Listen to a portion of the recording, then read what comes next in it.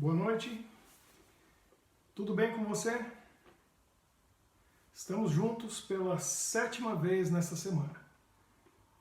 Ontem alguns não puderam participar porque acabou começando 45 minutos com atraso.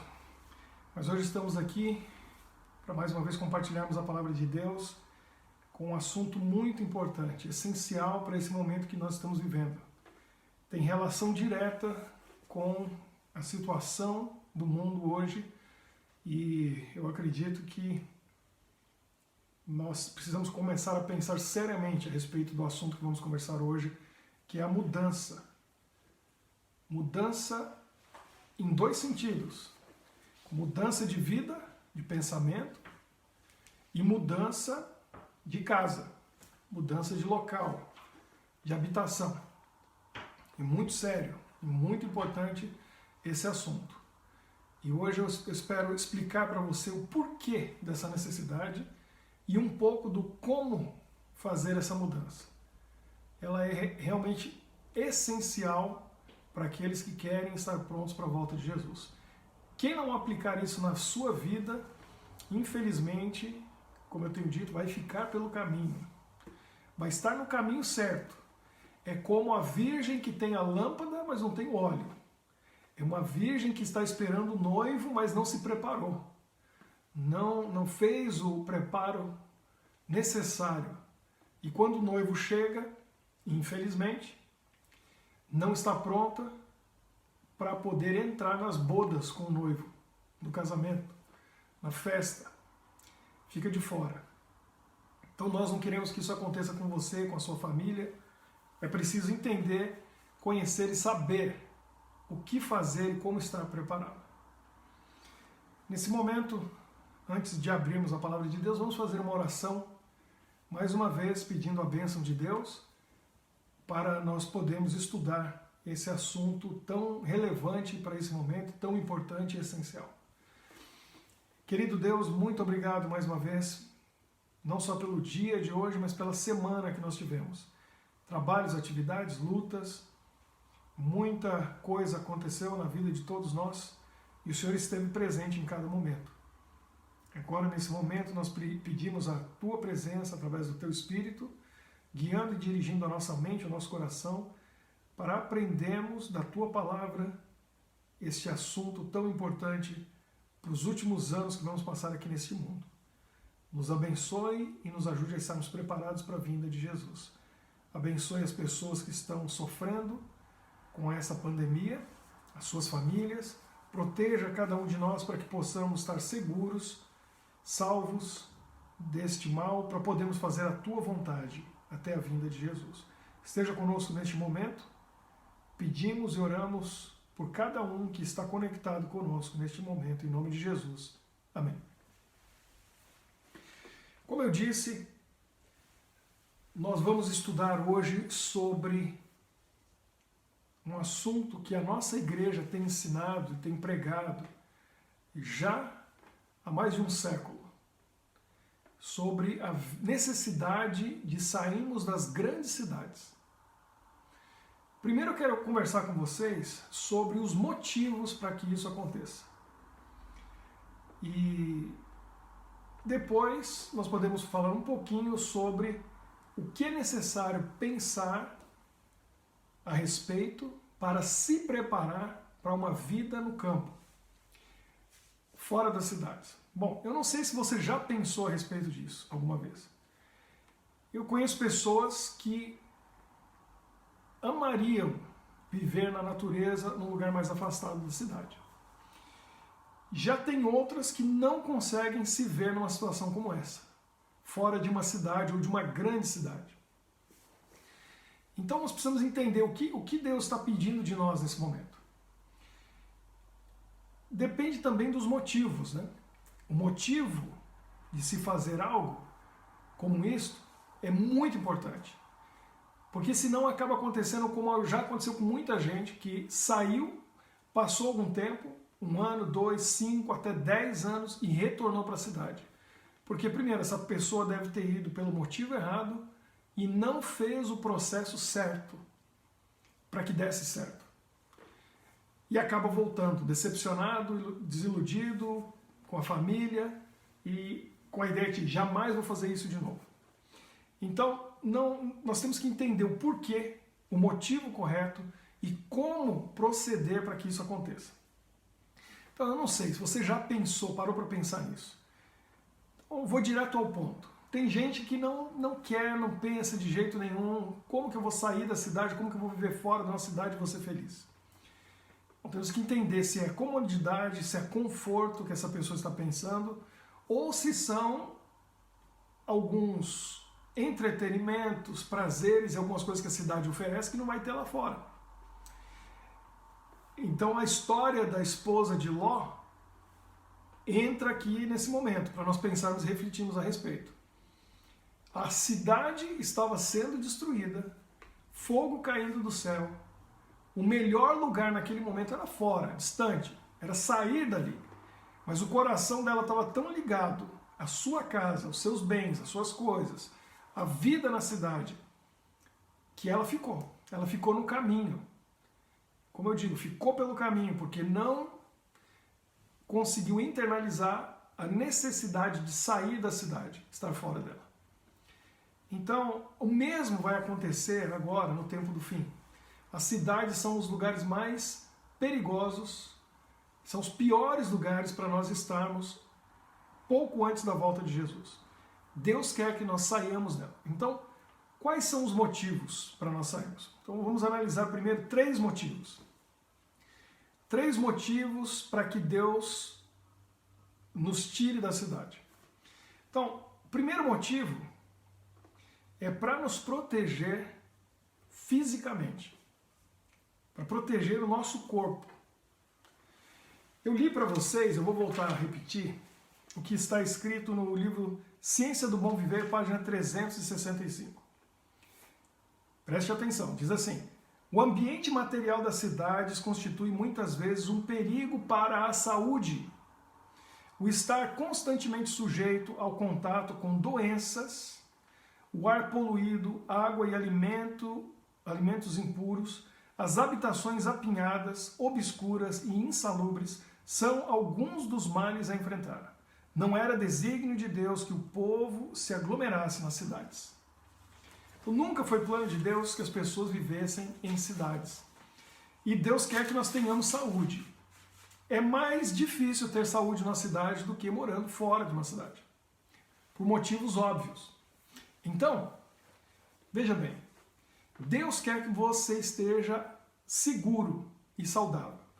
Nas cidades nós temos riscos maiores de violência, criminalidade, poluição, uma vida insalubre e o contato com pessoas, ou grande quantidade de pessoas, o que nos aumenta muito o risco de contrair doenças indesejáveis. O que está acontecendo agora.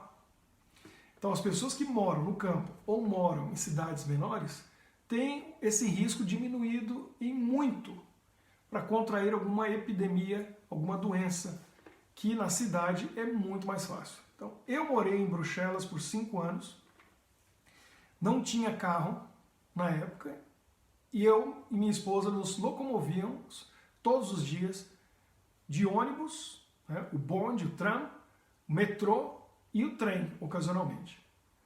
Quantas pessoas passam por ali todos os dias? Com quantas pessoas nós entramos em contato todos os dias quando estamos no transporte público ou andando pelas ruas de uma cidade de 1.200.000 habitantes?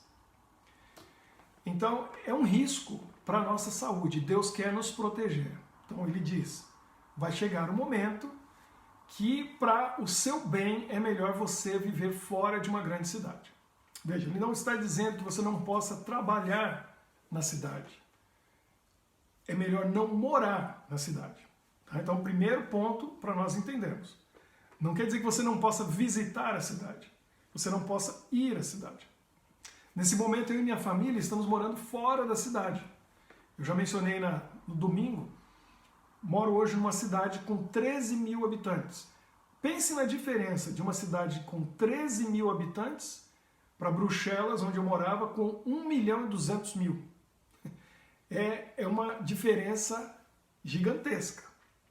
Qualidade de vida é diferente. Mas eu continuo trabalhando em Bruxelas. Eu tenho um escritório no centro da cidade. E eu vou para lá constantemente. Não nesse momento de quarentena. Mas sempre estou ali no escritório, vou à cidade, retorno para casa. Às vezes eu passo a noite na cidade, uma noite ou duas às vezes na semana. No final de semana eu durmo lá na cidade, devido à distância. Mas volto para a pequena cidade. A qualidade de vida é outra. Então, primeiro ponto, para a nossa segurança e para a nossa saúde, a nossa proteção física. Conforme o fim vai se aproximando, as tensões nas cidades vão aumentando cada vez mais. E o risco de ataques terroristas, atos de violência e revolta, greves, é muito grande nas cidades grandes. O que um terrorista vai querer fazer aqui na cidadezinha onde eu moro com 13.000 habitantes? Não tem motivo para um terrorista vir aqui. Ele quer o grande aeroporto em Bruxelas. Ele quer a estação de metrô em Bruxelas. Ele quer uma praça apinhada de gente. Um estádio repleto de pessoas. Então, os grandes centros são foco, o ponto onde essas coisas são atraídas. Então, esse é um ponto para nós pensarmos. Segundo ponto, Deus deseja que a gente se afaste dos grandes centros no fim dos tempos. E aí você tem que ver se você tem dúvida se está no fim dos tempos ou não. Para nos proteger espiritualmente. Esse é o segundo ponto. Para que você tenha saúde física e saúde espiritual. Dentro das cidades estão as tentações, grandes tentações. E principalmente para a criação e educação dos filhos, as grandes cidades trazem riscos muito grandes para eles. Então você que tem uma família que está educando e formando o caráter dos filhos, você que tem filhos adolescentes ou pré-adolescentes, precisa refletir e pensar seriamente a respeito disso. É nas grandes cidades, com as amizades, o tipo de gente que mora na cidade e aquilo que a cidade oferece acaba criando riscos espirituais muito grandes. Grandes tentações e provações para quem mora na cidade. Então, para proteger a família, Deus, Ele nos recomenda e nos aconselha a fazermos isso.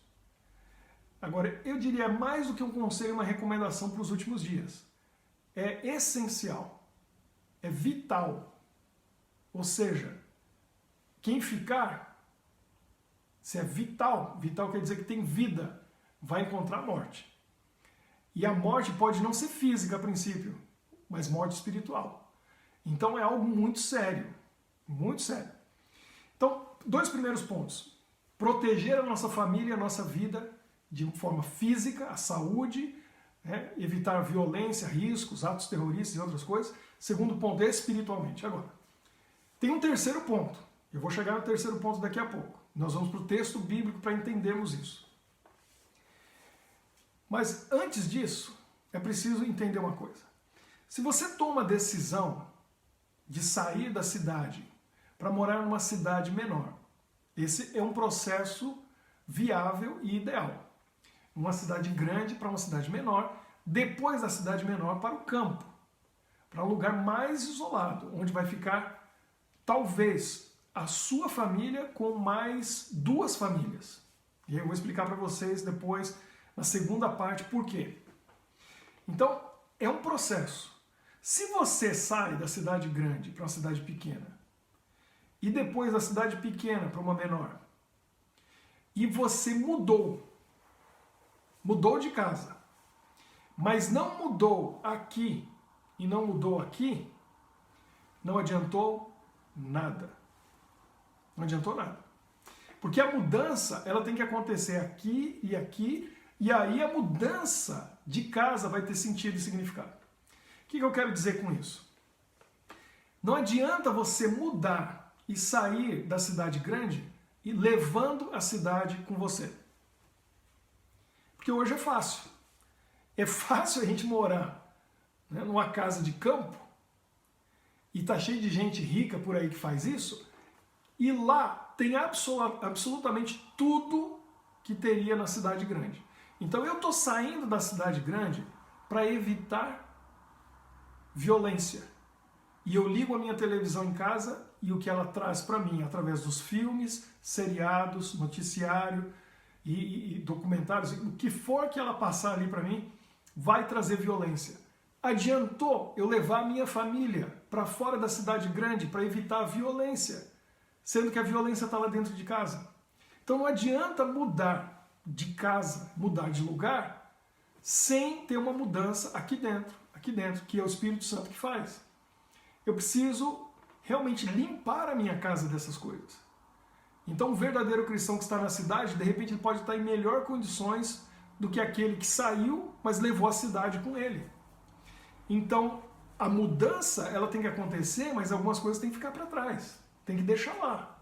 Não dá para trazer junto. Se trouxer, não adiantou nada a mudança. Então, são vários itens. Tem muita coisa para pensar a respeito disso. Né? A respeito do estilo de vida. Essa é a mudança maior. É a mudança de estilo de vida. Veja bem, você vai encontrar online alguns grupos no Brasil de ministérios independentes ou famílias que já fizeram esse processo e compartilham com outros a sua experiência. Você encontra alguns sites, algumas páginas do Facebook de gente que está já vivendo no campo há 5, 10, 15 anos e eles compartilham a experiência.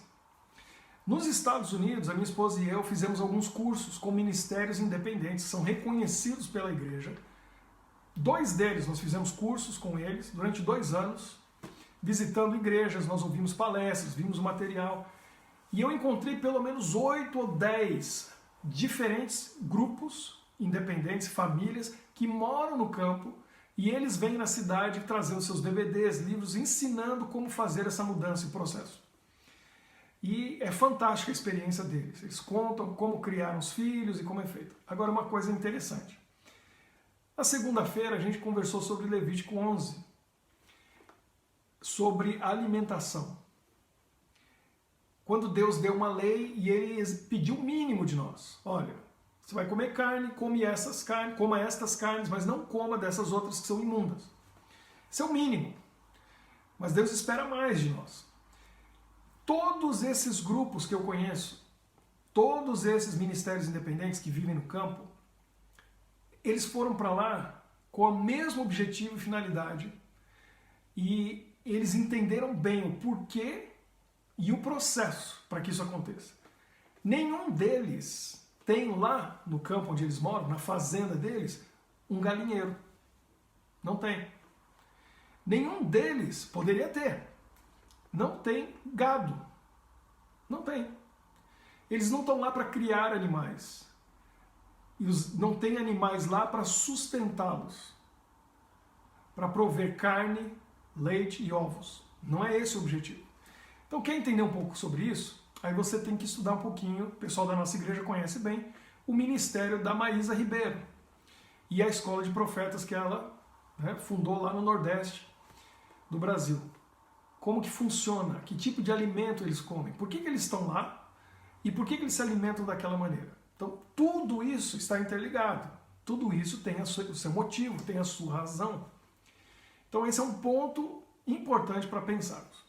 Se você quer ter uma ideia do resultado de um trabalho como esse e o porquê disso para o crescimento espiritual, então se nós vamos lá para criar os filhos, estamos vivendo num lugar mais afastado da cidade e nós temos o objetivo de nos aproximarmos mais de Deus e ficarmos longe daquilo que é desse mundo. É para isso que eu saí da cidade grande. Se você tem esse objetivo, então é bom você ler aquele livro chamado Fuga para Deus, Jim Homberger. Ele conta a história de que era trabalhava no ramo imobiliário, se eu não me engano, no estado de Wisconsin, nos Estados Unidos. Era um ancião de igreja, um líder de igreja, pregava, estava um pouco desanimado por vários motivos e resolveu abandonar tudo para viver 1 ano ou 2 no estado de Montana. É o estado mais isolado americano. Só tem montanhas, cavalos, a natureza, e ele comprou uma propriedade lá com um chalé, né, uma log house, uma casa feita com toras de madeira. Uma lareira, tinha que trabalhar muito, porque no inverno neva muito ali, e lá ele foi com a esposa e os 2 filhos, 2 meninos pequenos. Ele acabou ficando muitos anos lá. O plano era para 1, 2 anos, e os meninos cresceram e saíram dali para ir para a faculdade. Que diferença da educação e da formação desses meninos, estando ali na natureza, do que se tivesse estado na escola, nas grandes cidades onde ele estava, vivendo a vida cotidiana. E aí ele conta do crescimento espiritual que ele teve ali, e de como aprendeu a ouvir a voz de Deus em meio à natureza. E são histórias e mais histórias no livro, milagres e mais milagres, mostrando o resultado dessa escolha que eles fizeram. Então leia o livro Fuga para Deus, Jim Homberger. Vale muito a pena. Vai te ajudar a entender os benefícios da vida no campo. Vamos para o terceiro motivo. E sem dúvida o vital, o mais importante. Por que Deus pede de nós esta mudança? Mudança interna e mudança externa. Porque ela vai ser realmente necessária. Então, vamos ao livro de Apocalipse, no capítulo 13, onde fala a besta que emerge do mar e depois a besta que emerge da terra. É uma linguagem profética falando de 2 monstros, um marinho e um terrestre, fortes e poderosos, que simbolizam poderes. E aqui vem dizendo que o grupo do remanescente, ele vai ser atacado por essas bestas, por esses animais poderosos. E o objetivo do inimigo nesse momento é ter um controle total da população da Terra. Não sou Luiz Gonçalves, mas chega mais perto. Vem aqui mais perto, porque agora a gente tem que conversar de perto sobre isso. Por que isso está acontecendo no mundo agora? Tem gente por aí, você vai ver vídeos de pessoas que eles chamam de conspiracionistas, aqueles que têm teorias da conspiração. Algumas são teorias, agora para quem tem a Bíblia e conhece as profecias, não é teoria, é realidade. E não é conspiração. A gente sabe o que está por trás. Então eles vão dizer que esse vírus e isso que está acontecendo foi fabricado. Não é uma coisa que aconteceu por acaso. Eu já vi gente com documentos aí na internet mostrando, um francês dizendo que até o Instituto Pasteur tem ligação com isso, eles já têm a vacina pronta e vão fazer milhões com essa pandemia pelo mundo. Mas uma coisa é certa, os governos do mundo estão aproveitando essa situação para colocar em prática talvez um treinamento. Controle populacional. O mundo está sendo controlado pelos governos do jeito que eles querem. A desculpa é a contaminação. E aí alguns estão dizendo, eu não estou afirmando isso, eu estou colocando aqui as várias ideias.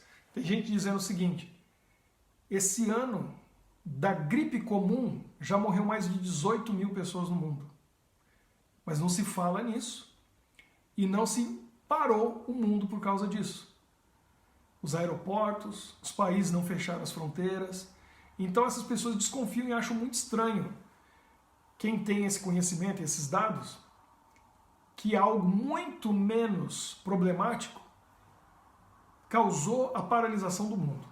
Nunca aconteceu antes na história da Terra pararem os países dessa maneira. Então o controle está sendo absoluto. Eu li ontem algumas informações do que tem acontecido em Bruxelas. Foram mais de 160 multas em um dia para pessoas que desrespeitaram a lei e estavam fazendo algum tipo de aglomeração, festa ou caminhando junto numa praça, na cidade, em horários e de maneira que a lei não permite. Uma multa pequenininha de 250 euros. Os comércios que abrirem eles recebem uma multa, e não é uma farmácia ou um lugar de necessidade básica, alimento, a multa é de 750 euros. Então é um controle absoluto. E as pessoas têm que respeitar. E a polícia está ali para reforçar. Em Bruxelas são 30 mil policiais, numa cidade de 1.200.000 habitantes. 10 mil desses 30 mil estão na rua o tempo todo para garantir que as pessoas vão obedecer à lei e vão ficar em casa. Então, qual é o objetivo disso? O que está acontecendo? Segundo o que está aqui no Apocalipse 13, vai chegar um momento que algum poder, e esse poder dessa besta, vai ter o poder absoluto na Terra. Vai ter o controle de tudo e de todos. E vai ter um controle tão real e concreto que vai impedir as pessoas de fazerem o que elas querem. As leis vão impedir as pessoas de terem liberdade. Está acontecendo isso com você nesse momento? Você tem liberdade de fazer o que você quer, ir aonde quiser? A nossa liberdade foi tirada. E praticamente no mundo inteiro, de uma forma ou de outra, a liberdade das pessoas é tirada.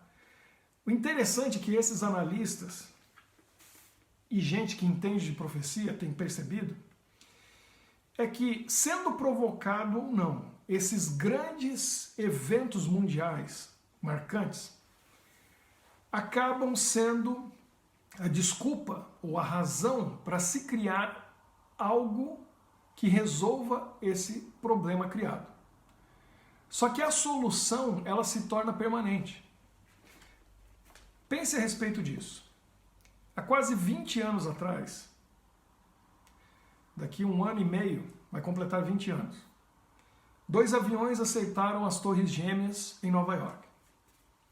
Por causa daquele ataque terrorista, ou daquele ataque terrorista, não sei, o exército americano foi para as ruas de Nova York. Manhattan, a ilha com 7 milhões de habitantes, agora tinha o exército na rua. Faz 20 anos, quase 20 anos. Até hoje você vai encontrar nas praças, avenidas, metrô de Nova York, o exército presente. E ninguém se incomoda. Eles acham bom. Proteção para nós. Veja, algumas coisas acontecem e a solução vem, mas ela se torna permanente. Então alguns já estão analisando essa crise que nós estamos passando, estão pensando em possíveis caminhos que isso vai tomar e soluções que vão encontrar para os problemas que estão existindo, e essas soluções provavelmente vão ser permanentes. Elas vão ficar depois, tirando a nossa liberdade. O que pode acontecer nisso para que haja um controle? Então vamos ver o texto e aí nós vamos entender o que pode estar acontecendo. Apocalipse 13, 16 e 17 diz que vai acontecer o seguinte: a todos, os pequenos e os grandes, os ricos e os pobres, os livres e os escravos, faz que lhes seja dada certa marca sobre a mão direita ou sobre a fronte, para que ninguém possa comprar ou vender, senão aquele que tem a marca, o nome da besta ou o número do seu nome. Veja, aqui é uma mistura de linguagem profética com literal. Quando diz comprar e vender, isso é literal. Não tem símbolo aí. Não possa comprar ou vender. O que é simbólico é a marca na mão direita ou na fronte. Isso é simbólico. Porque não vai ter um carimbo que vai, ser colocado na mão direita da pessoa ou na testa da pessoa. Não é isso. O significado é outro. A mão tem a ver com trabalhos, obras, atitudes. A fronte, pensamento, ideia, decisão. Então, quer seja por decisão ou por ação, as pessoas estarão marcadas nesta lei, concordando com ela racionalmente ou aceitando pelas suas atitudes, você está marcado. Quem não tiver essa marca não vai poder comprar nem vender. Então, vamos pensar aqui sobre o controle mundial como que esse controle vai impedir as pessoas de comprar e vender e por que que isso está sendo feito. Então, quem conhece a profecia de Daniel e as profecias de Apocalipse sabe qual é o objetivo por trás disso. Levar o mundo a quebrar a lei de Deus. Porque se todos os seres humanos na Terra estiverem quebrando a lei de Deus, isso quer dizer que não tem ninguém do lado de Deus. E essa é a última grande tentativa de Satanás, para que ele escape da sua condenação. Se o mundo inteiro estiver do lado dele, quebrando a lei de Deus, ele pode dizer para Jesus, você não pode voltar, porque não tem nada para você aqui nesse planeta. Não tem ninguém aqui para você. O planeta é meu, está todo mundo comigo. Então, resumindo, é isso. Agora, como que vai acontecer esse controle? Se ninguém pode comprar ou vender, tem que haver um sistema que controle toda a compra e venda. E agora, espero que você esteja acompanhando bem de perto aquilo que nós estamos dizendo. Como que vamos controlar, como que vão controlar cada transação monetária?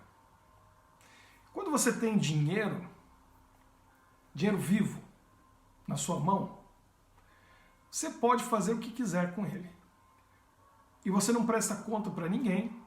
Depois que você pagou seus impostos, você recebeu, aí você dá para quem você quiser. Se você quiser queimar, você queima. Se quiser dar para alguém doar, você doa. Dá para um mendigo na rua. Você pode fazer o que quiser. Você pode comprar o que quiser, onde quiser, com dinheiro vivo. Sem dar satisfação. E não há um controle, a não ser que tenha uma câmera no estabelecimento filmando você. Mas como que vão saber onde você gastou o dinheiro? Então, o controle já existe na sua conta bancária. Ali se sabe exatamente quem depositou e por quê. Porque tem ali um código dizendo. Quando você paga uma conta via sua conta bancária, também sabe onde você gastou, o que você pagou e tem um código. Sabe exatamente para onde o dinheiro foi. Mas e o dinheiro que você saca na máquina ATM? O dinheiro que você gasta por aí, comprando seja lá o que for. Não existe um controle. Mas para evitar que as pessoas comprem ou vendam, tem que haver um controle. Então, muito tempo atrás, mais de meio século atrás, foi criado o dinheiro de plástico. Você tem aí na sua carteira, na sua bolsa, não tem? Acho que todo mundo tem mais de um. É um cartãozinho. E hoje em dia esse cartão, antigamente ele era magnético. Hoje ele já tem um chip. E com aquele chipzinho, hoje não precisa nem mais digitar o código. Na verdade, em muitos lugares você chega e só encosta ele, a transação está feita. E então, o dinheiro de plástico, ele é eletrônico. Toda a informação fica armazenada. Quando você passa esse cartão, ele sabe de onde veio o dinheiro, sabe que é seu, sabe exatamente em que dia, que hora, que minuto e que segundo você gastou aquele dinheiro, onde e no que. Está registrado. Então há um controle. Então você está entendendo onde eu quero chegar aqui? E você está entendendo onde eles querem chegar? Eles querem chegar no desaparecimento do dinheiro vivo. Porque para haver esse controle total, para impedir as pessoas de comprar e vender, o dinheiro tem que desaparecer. Então isso eu já coloquei no meu segundo livro, no primeiro e segundo livro, A Sala e no Além da Sala está lá. Agora, olha que interessante o que está acontecendo nesse momento. Se você não viu essa informação, eu vou passar para você. E depois, porque esse vídeo é ao vivo, eu não tenho como editar ele agora para colocar o vídeo aqui, mas eu posso colocar depois para você ver. Mas o que acontece? Estão analisando agora se a contaminação do coronavírus ela está acontecendo mais por contato de pessoa com pessoa ou se de pessoa com objetos. Por isso, tem esse cuidado todo. Use luva, use máscara. Se você tocar em alguma coisa, não leve a mão aos olhos, ao nariz, à boca. Porque a contaminação não é só pessoa com pessoa, ela pode acontecer com objetos. Então os médicos, cientistas, os laboratórios estão estudando isso nesse momento para chegar à conclusão de ser isso mesmo. Agora, o que nós temos que passa de mão em mão o tempo todo, carregando todo tipo de bactéria e vírus? Entendeu?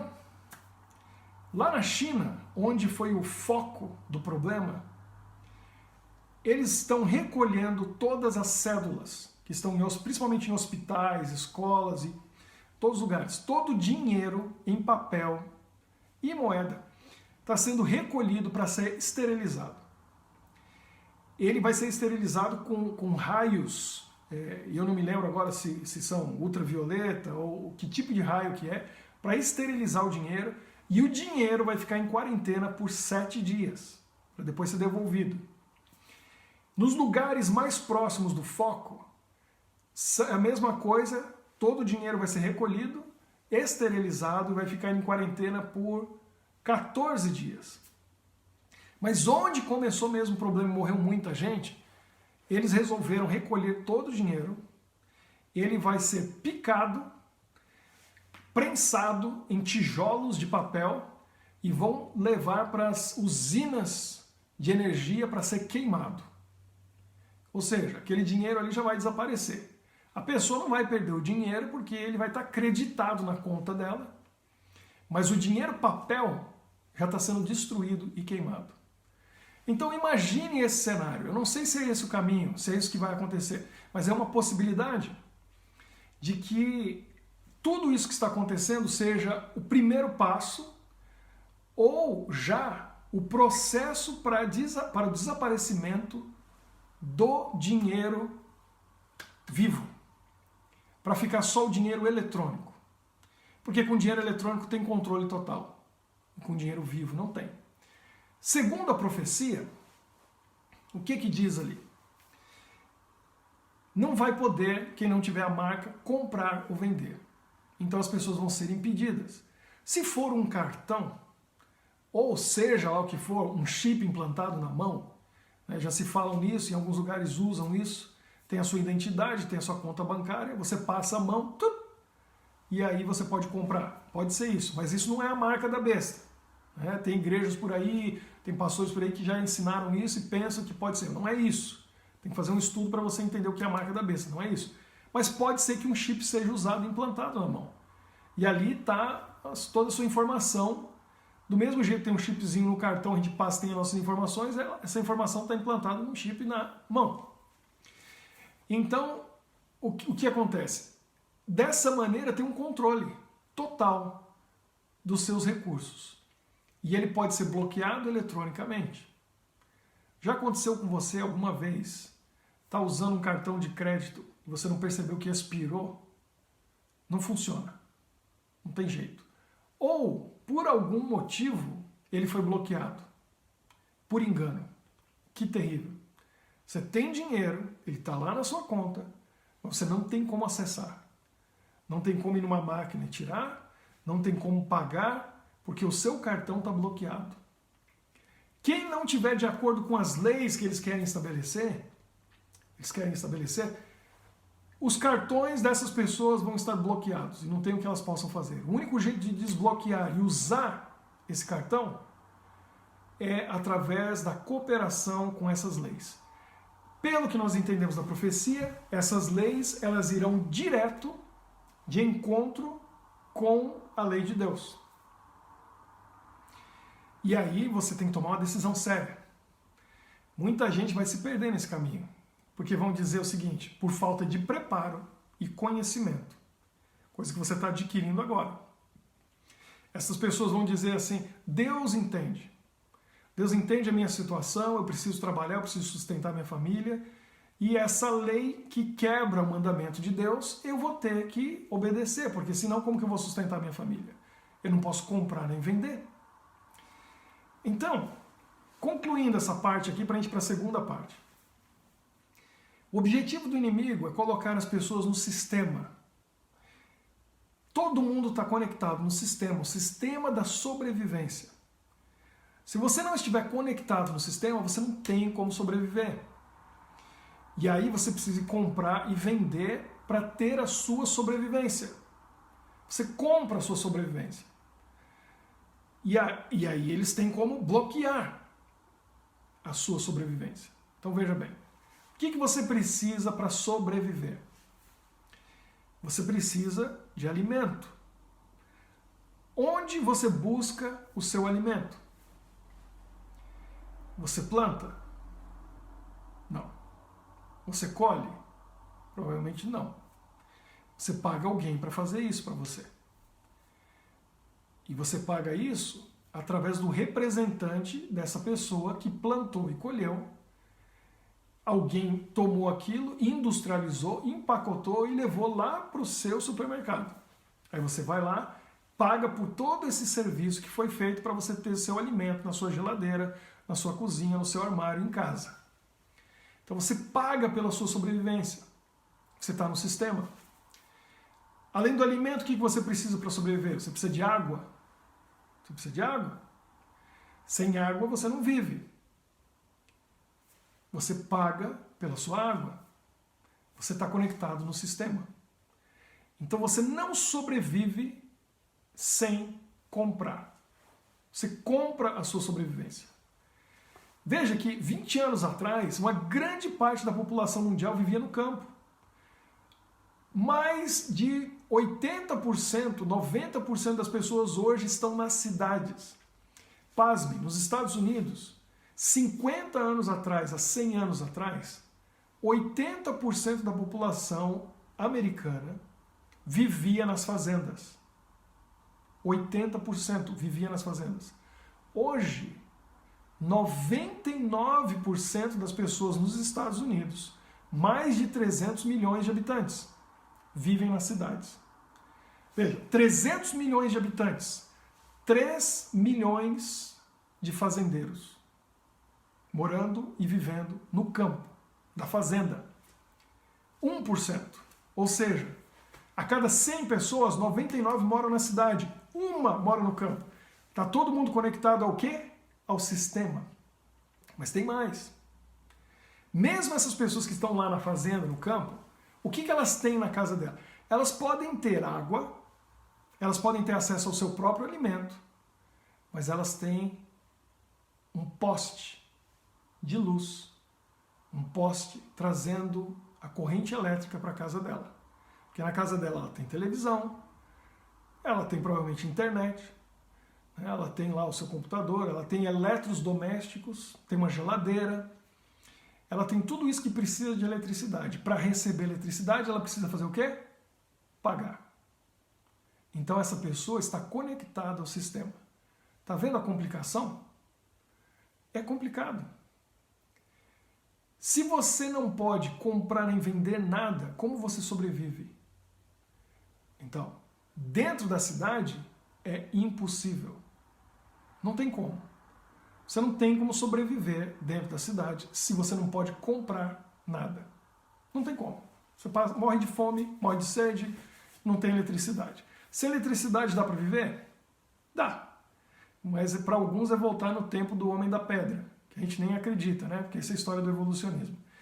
Mas nós precisamos ir para o campo.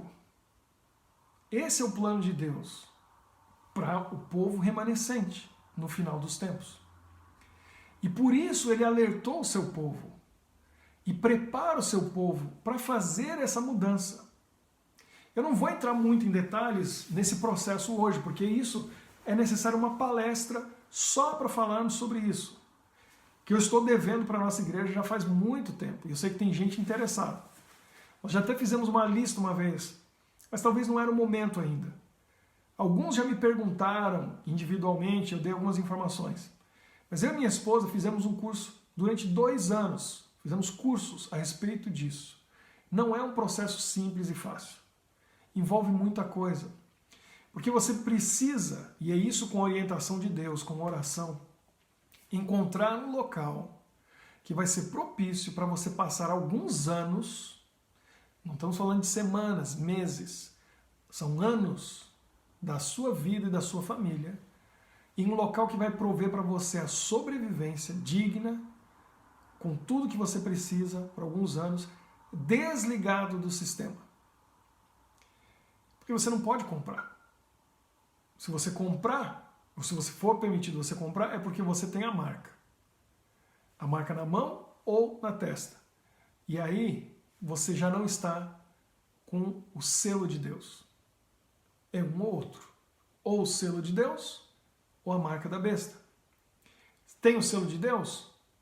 Eles podem até te oferecer e você não vai querer.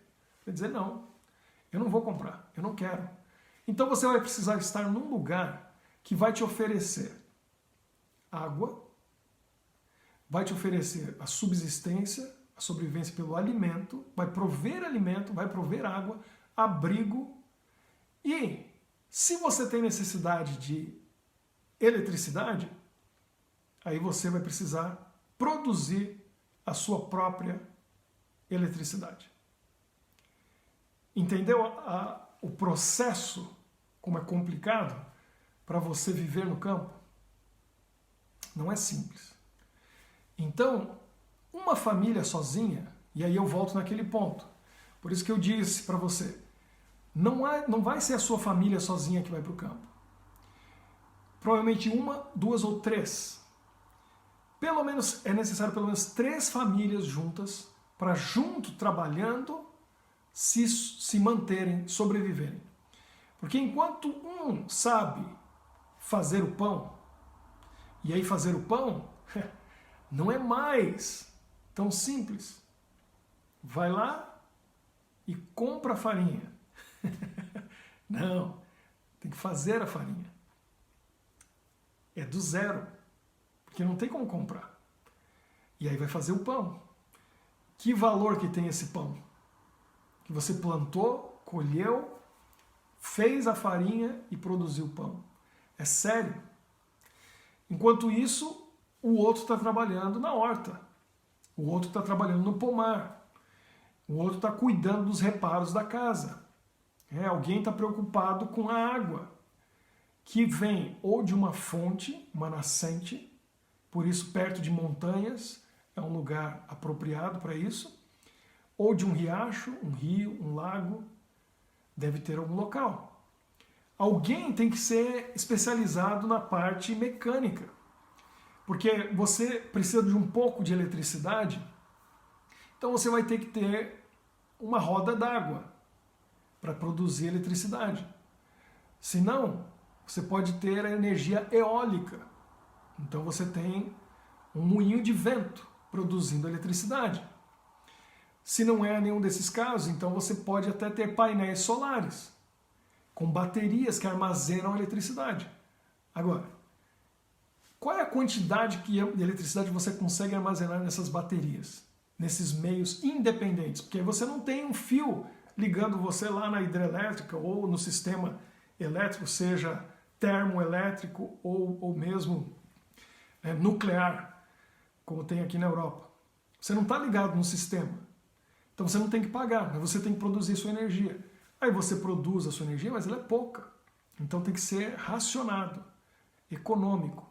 É pouca coisa para você poder suster ali a sua família com aquele pouquinho de energia. Então esse luxo que nós temos, luzes ligadas, e a TV ligada, e a internet, tudo isso, nós vivemos num luxo muito grande de desperdício. Mas aí a vida no campo, ela se torna limitada. E as coisas pequenas começam a ter outro valor. E aí os filhos estão vendo as plantinhas miraculosamente nascendo da terra e aprendendo de um Criador que faz milagres o tempo todo. É outro mundo, é outra realidade. É um lugar muito mais próximo de Deus. E esse é o plano de Deus para o seu povo. Pastor, você vai perguntar, quer dizer que a gente vai ter que se esconder no mato? Não, não é isso. Vai chegar esse momento, mas isso é lá no fim, nos últimos dias, nas últimas semanas, quando a gente tiver que fugir mesmo. Porque a palavra de Deus diz que haverá um decreto de morte. Satanás vai colocar o mundo inteiro do seu lado e ele vai quase conseguir. Quem ele não conseguir, ele vai dizer, vamos matar. Esse é o plano dele. Aí o mundo inteiro está com ele. Mata esses poucos remanescentes aí e o mundo é meu. A profecia já diz que ele não vai conseguir fazer isso. Porque você e eu vamos permanecer fiéis a Deus. E os seus anjos estarão conosco. Mas a gente vai ter que fugir pela nossa vida. Antes disso, é um processo lento. Saia da grande cidade para uma cidade menor. Saia da cidade menor para o campo. Agora, campo, viver no campo, é relativo. Você pode estar no campo a 100 quilômetros de uma grande cidade, ou você pode estar no campo a 5 quilômetros de uma grande cidade. Viver no campo não quer dizer estar no meio do mato escondido. Entende? É um conceito. E o conceito é abandonar as coisas da cidade, é ter uma vida simples, com Deus, tendo tudo que você precisa desligado do sistema, para que ali você receba a bênção de Deus e não tenha que comprar ou vender. E pode estar perto da cidade. E nós precisamos estar perto das cidades. Por quê? Por quê? Pense um pouquinho e responda para mim. Porque não podemos ficar longe, distantes das cidades. A gente não quer morar lá, nós não vamos morar lá dentro, para sofrer as consequências lá dentro, porque elas virão.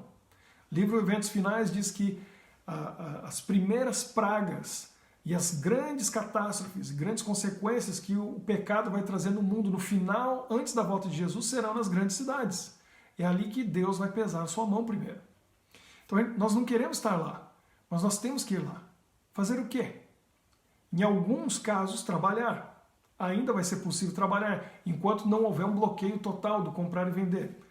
Mas se você não pode comprar e vender, o que adianta você trabalhar, se você não pode gastar o dinheiro que ganha? Então não tem sentido.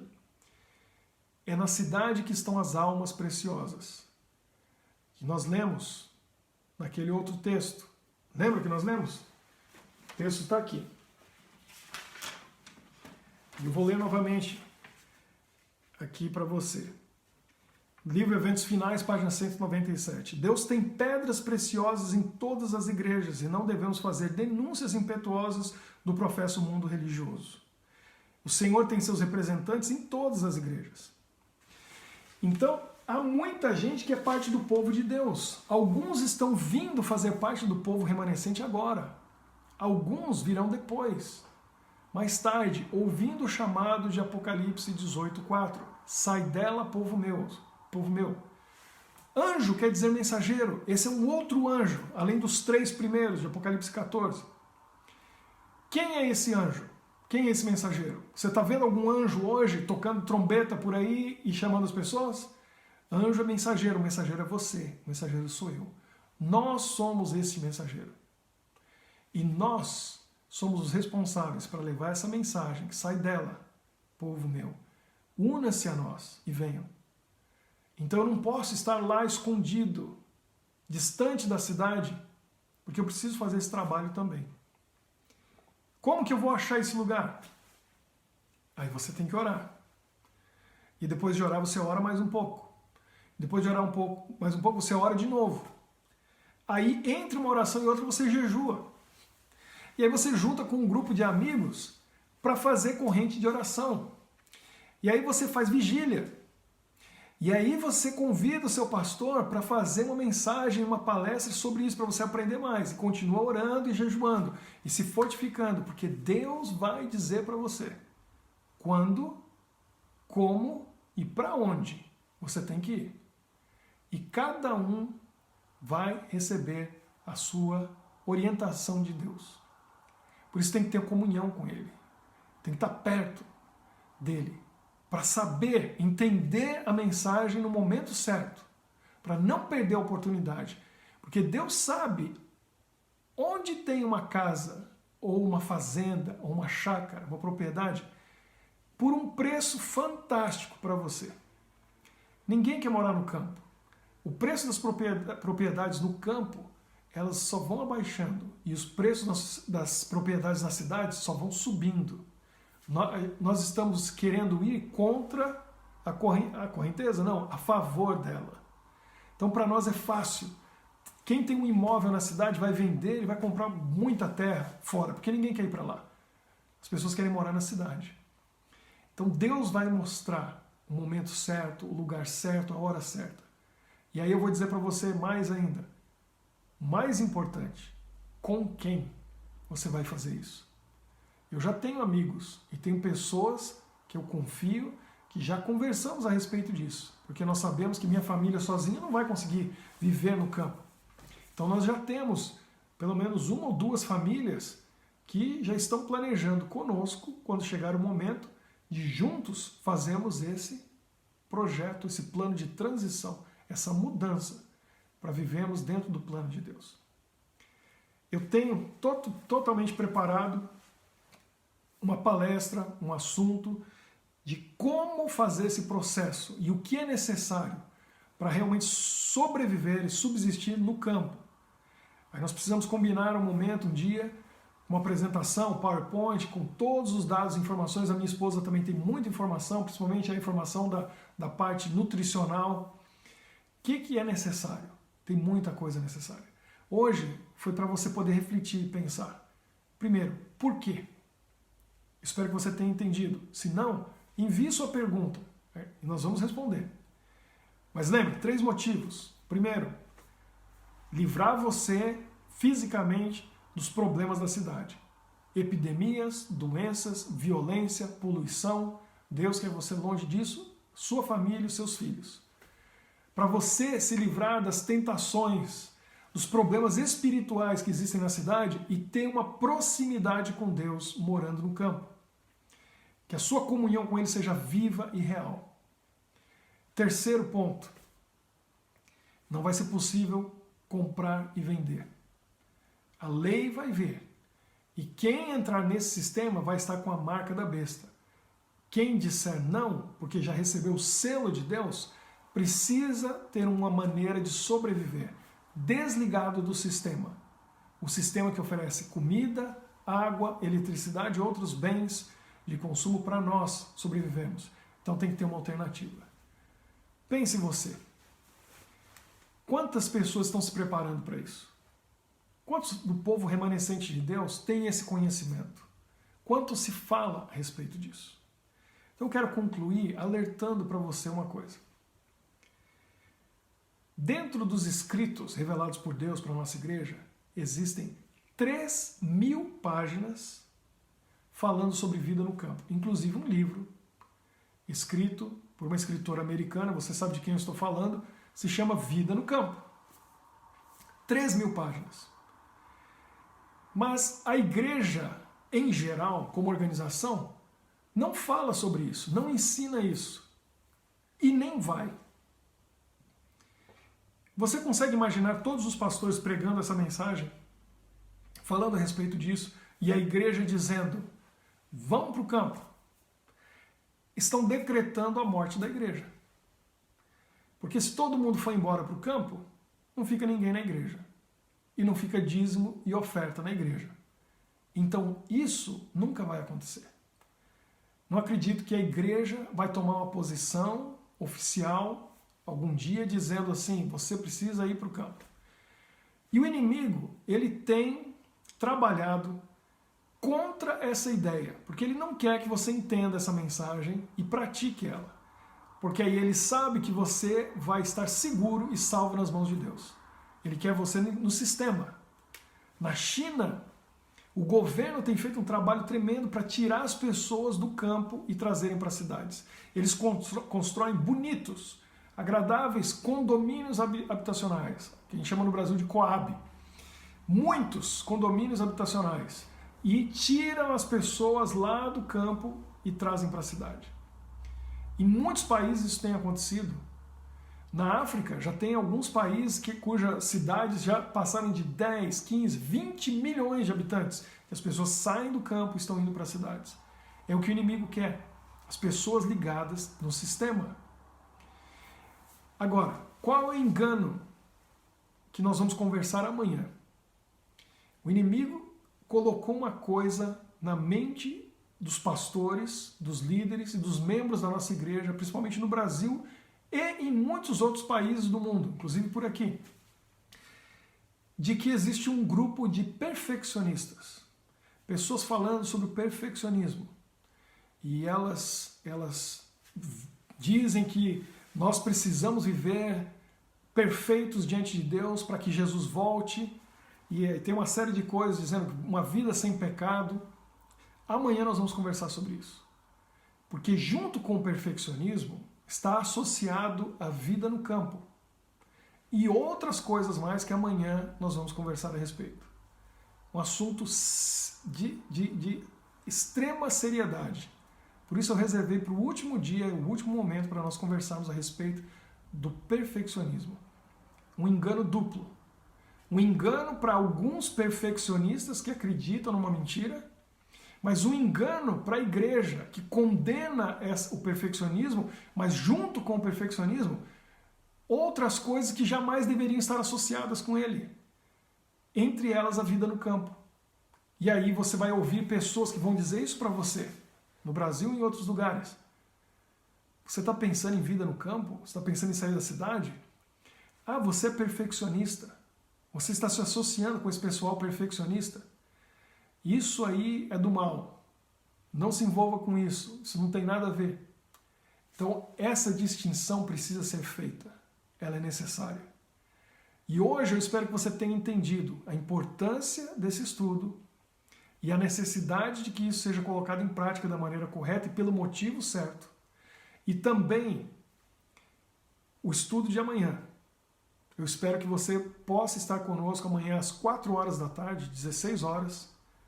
Nós vamos conversar sobre o perfeccionismo e vamos desmistificar essa ideia e vamos entender de maneira correta a mensagem bíblica a respeito disso, para que você esteja livre do engano e possa saber refutar quando as pessoas vierem acusando você com ideias totalmente distorcidas a respeito disso, tentando tirar você do caminho da verdade da vida, da palavra de Deus e da sua revelação. Que Deus abençoe você e a sua família. Que hoje você possa ter entendido um pouco mais e luz possa ter vindo à sua vida espiritual sobre esse assunto. Que você hoje possa tomar uma decisão muito séria de estudar a respeito desse assunto e se preparar. Porque em breve estas coisas já estão acontecendo e vão acontecer ainda mais.